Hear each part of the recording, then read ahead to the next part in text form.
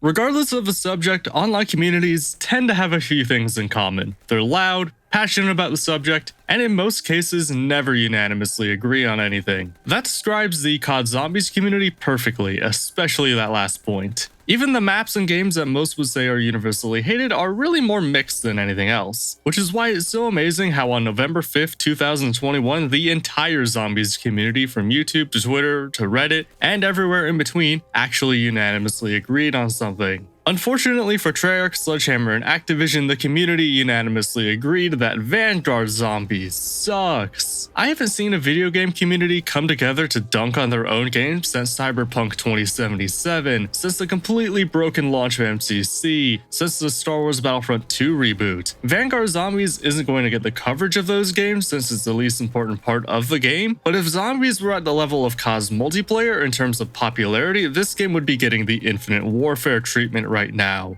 But is it worthy of all the hate? Yes, and here's why. For those of you who aren't aware, Vanguard Zombies does not have traditional round-based maps like we've seen in literally every other game. Instead, the developers made a hybrid of Outbreak and Onslaught and called it Anfang. A lot of people online are calling Anfang a poor man's Outbreak, but the Outbreak comparisons are definitely getting out of hand. The two modes are actually incredibly different. Outbreak is an open world game, whereas Anfang is not. The game mode has far more in common with the Onslaught mode than Outbreak. They just added objectives into the Onslaught mode. Onslaught, for those of you who don't remember, was a game mode in Cold War that was exclusive to PlayStation last year. In Onslaught, you follow an orb around a multiplayer map, kill zombies near the orb like a soul chest, and that's it. Anfang is just that, but with 3 different objectives, and you can travel between different multiplayer maps. So how does Anfang work? You spawn into a reused multiplayer map that acts as a central hub world. This is where all the perks, Pack-a-Punch, Mystery Box, and Covenants are located. To open areas of the map, you have to complete objectives. There are only 3 objective types in Anfang, 2 of which are the Holdout and Escort missions, recycled directly from Outbreak, and the other is essentially Fracture from Black Ops 3's multiplayer. These objectives are incredibly simple, shallow, and get boring after just a few times. They also all take place on either a multiplayer map or a remade part of Shinonuma. There are no areas in this game that were made to be used in zombies specifically. It's all recycled. As you keep opening up the map, you can buy perks and Pack-a-Punch to get stronger, and you can either continue doing objectives until you die or exfil to end the game.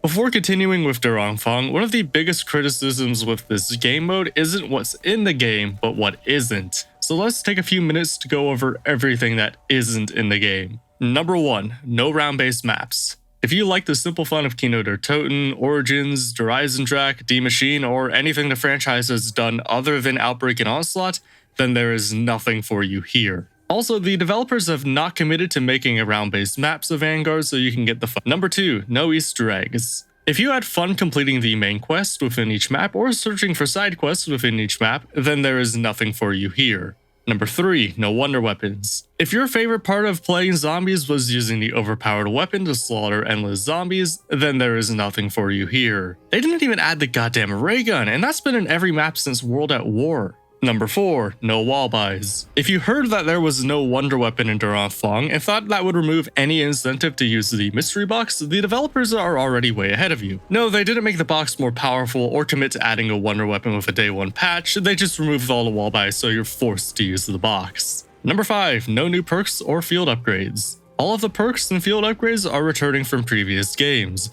The only exception is Diabolical Damage, which just increases critical hit damage, and has been an aspect of several other perks in the past. There's not even as many perks to use, it's just Diabolical Damage, Jug, Quick Revive, Speed Cola, and Stamina Up. And the field upgrades are everything that launched with Cold War except for Healing Aura. If you liked playing the medic in your zombies games, or like trying any of the new features in every new game, then there is nothing for you here. Number 6, no kill streaks. Kill streaks were a great addition to Cold War Zombies mode, and they're not here for the launch of Vanguard. They'll be added into the Zombies mode sometime in the future. They're already in the game's multiplayer, but they're just not here for zombies. Enjoy the sad menu with nothing to buy but a self-revive that costs 10 times more than Cold War's self-revive for the next few months.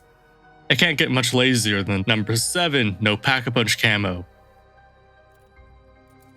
Are you serious? Fucking Doris had a Pack-a-Punch camo, and that game didn't even have camos for anything. Why can't you? Number 8. No pausing. Imagine not having a feature that's been in video games since the fucking 70s. Oh, but don't worry, they're adding the ability to pause after Season 1. Are you joking? So now that we've gone through a few missing key features, let's get into the problems Fang itself has. The biggest issue the game has right now is progression. Games like Zombies live and die on their progression. The challenge and fun comes from trying to keep up with the challenge the zombies provide. As the zombies get stronger and tougher to take down, you need to get stronger by finding perks, better weapons, and upgrading those weapons. To do that, you need to open doors around the map, turn on the power, and unlock Pack-a-Punch to get the resources you need, and develop a strategy to maximize your strengths based on what resources you have. If any part of that breaks, the entire game mode fails. Fang checks none of these boxes. The progression in Vanguard is the worst I've ever seen. The most glaring issue are the perks. The new upgradable perk system is nice in theory, but the problem is that they're wildly underpowered. Tier 4 Jug, the best version of Jug in the game, costs 15,000 points and is less powerful than the Jug from any other version in the game, which costs a measly 2,500 points. And the same goes for pretty much all 5 perks in the game. They're either just on par or worse than their base counterparts from any previous game. It's not just perks either. Tier 1 Pack-a-Punch is also 50% more expensive. I guess they had to charge extra to remove that annoying camo. It's also worth noting that the point system is different from previous games. In Cold War's kill-based point system, you got 115 points for a critical kill against your standard zombie. In Fang, that same critical kill will net you 30 points. You are making 25% of what you made in the last games for doing the exact same thing. So to recap, you make a quarter of what you made previously, Pack-a-Punch is 50% more expensive, and perks are 600% more expensive and also not as good. Please tell me exactly how you think this is balanced? Well, in a way it actually is, but it only makes this entire problem worse. Yes, it takes forever to get anything, but to compensate, the developers made the zombies significantly weaker than previous games. The game isn't difficult in the slightest until about round 10, and once you reach round 10, the difficulty skyrockets. The difference in difficulty once you hit the double digits is like going from recruit to hardened in the campaign, and once you hit round 15 or 20, you're basically on veteran. One of the most important parts about the zombies formula is that the difficulty scales extremely naturally. If you progress at the correct rate, you should be neck and neck with the zombies in terms of strength throughout the entire game. That doesn't happen here. You start wildly overpowered and then on a dime become wildly underpowered. I can't think of a single map where the game is stupidly easy until a specific defined round where it turns stupidly difficult on a dime. Origins on round 8 with the Panzer if you're not prepared? Maybe once the super sprinters start spawning on Verrucht? That's really all I can think of, and even then they're not to this extreme. Origins is still a hard map before round 8, and once you defeat the Panzer, it doesn't get any harder or easier than any other map. Another huge problem Fang has is replayability. Because there's so little going on in terms of objectives to complete, because the progression isn't fun, and because there's so little to see and do, the game gets old after 15 minutes. If you've made it to round 5 or 6 in the game, you have seen it all.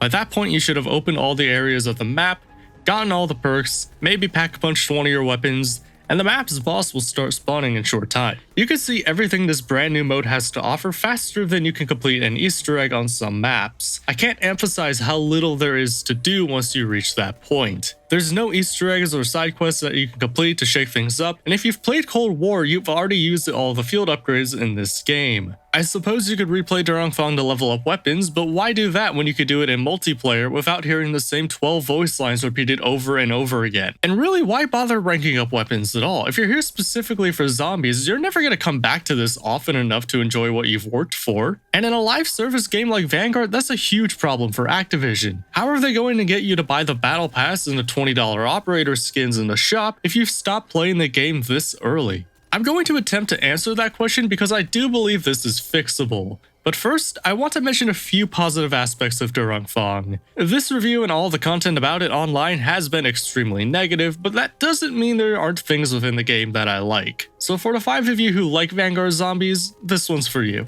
Like I said earlier, this is a huge improvement when compared to Onslaught. Onslaught was the worst Zombies mode I ever played when I first tried it a year ago, and that hasn't changed. Granted, this is like being the tallest midget, but it is an improvement. If this had launched as a side mode alongside a round-based map, there wouldn't be nearly as much vile towards this game. Another thing I like is the art direction the game took. In a way, it's like a throwback to some of the occult themes we saw in World at War, though its influence seems more in line with the Nazi zombie army games Rebellion makes. Ironically, those games have more round-based maps than Vanguard does, neither here or there. Anfang does not suffer from boss spam. This is a problem the franchise has been dealing with since Black Ops 4. We got a little break from it with D Machine and Firebase Z, only for it to return with Outbreak, Malware, and Forsaken. But in Vanguard, we only have one boss and one special enemy. Now, I'm sure they'll ruin this with more updates in the future, but for right now, it's not an issue. Lastly, despite how underpowered the perks are, I think the upgrade system itself has potential. I liked the upgrades in Cold War, but once they were upgraded, that was kind of it. Having to upgrade them every game makes the process much more present. While it's awful right now, it's a rebalance away from being great. Speaking of rebalancing, let's outline what Treyarch and Sledgehammer need to do to fix this map. And it's actually relatively simple. Number 1, add more objectives, perks, an Easter egg and wonder weapon, kill streaks, maps to play on, and expand the central hub over the course of the game's life. This is something I expect them to do anyway to keep players engaged. They did it with Outbreak, and now they need to do it here. They've already publicly committed to some of this, which is a good start. Now they just need to add in all of the content that should have been here already. Easier said than done, but it does in fact need to be said. Number 2, significant buffs to all of the perks and Pack-a-Punch. We shouldn't have to spend 600% more on perks to get the same stuff we had in every other game. The upgrades should be exactly that, upgrades. Also, bring Pack-a-Punch Tier 1 back down to 5,000 points again. There is no reason for this. Number 3, reduce cost of everything and rework the point system. Please either copy and paste the point system from Cold War or Black Ops 3 into this game, please and thank you. We don't need to reinvent the wheel here. Number 4, rebalance the difficulty. Please make it so this game is not stupidly easy before round 10 and stupidly hard after round 10. Natural difficulty scaling should not be hard, whether it resembles the traditional round-based maps or Outbreak's round scaling. And if none of that works, just add a round-based map. I think I've made my disdain for Vanguard Zombies mode pretty clear throughout the course of this video, but in case it's still somehow unclear, let me say it in bold letters.